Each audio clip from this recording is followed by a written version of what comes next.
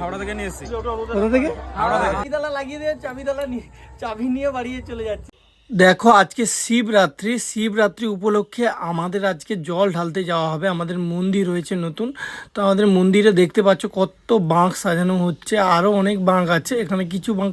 তারপরে সকাল 7টা বেজে যায়, 7টা বেজে যেতে আমি দোকানে চলে যাই। দোকান থেকে যখন ব্যাক করছি 1:30টার দিকে, 1:30টার দিকে যখন ব্যাক করছি খাওয়ার জন্য, তখন দেখছি আমাদের আদি পুরনো শিব মন্দিরে দেখছি প্রচুর ভিড়। তো সবাই জল ঢালতে যাচ্ছে। তারপর চলে এলাম আমাদের গ্রামে। তো আমাদের গ্রামে এসে দেখছি যে সবাই রেডি জল ঢালতে যাবে।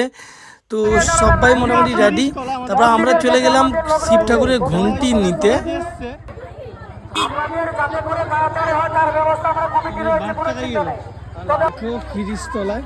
দেখো এটা জয় স্বরাজ ফরাজের বাঁক। বাঁকটা কত বড় বাঁক নিয়ে এসছে দেখো।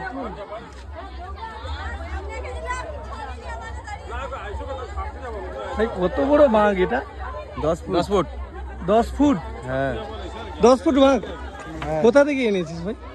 নিয়ে এসেছি, হাওড়া থেকে নিয়ে এসেছি। কোথা থেকে? হাওড়া থেকে। কবে? ভোরে নিয়ে এসেছি, এই এখন পৌঁছালাম। হ্যাঁ, এটা ভালো লাগলো।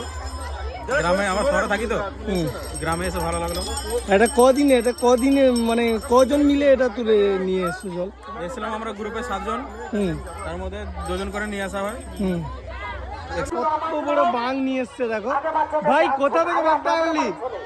ওই জয়, কোথা থেকে? চৈতন্য মেলা থেকে। ঠিক আছে, বলছি এত বড় বাঁক কোথায় পেলি?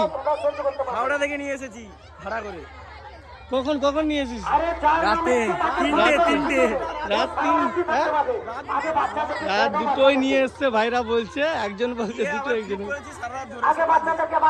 দেখো শুধু বাঁকটা কত বড় দেখো, এত বড় বাঁক নিয়ে এসছে, এত দূর থেকে জল নিয়ে এসছে ভাইরা। চণ্ডীপুর থেকে আমাদের ঘন্টি নেওয়া হয়ে গেছে। ঘন্টি নেওয়ার পরে আমরা পেট্রোল পাম্পে গিয়েছিলাম শ্রীকৃষ্ণপুরে। তো ওখান থেকে পেট্রোল ভরে তো আমরা রওনা দিয়েছি তো ঘন্টি নিয়ে তো গ্রামের দিকে। তো এই পেট্রোল পাম্প থেকে যাচ্ছি, তারপর ঘন্টি নিয়ে আমরা গ্রামের দিকে রওনা দিচ্ছি, দোকানে যাব। তো এই চেনে ঝুলবে ঘন্টিটা, দেখো কত বড় ঘন্টি আছে দেখো। ওয়েট। তারপর এটা হচ্ছে নিয়ে এসছি জল খাওয়ার জন্য।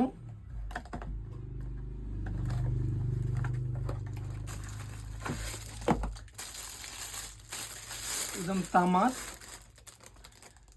দেখো।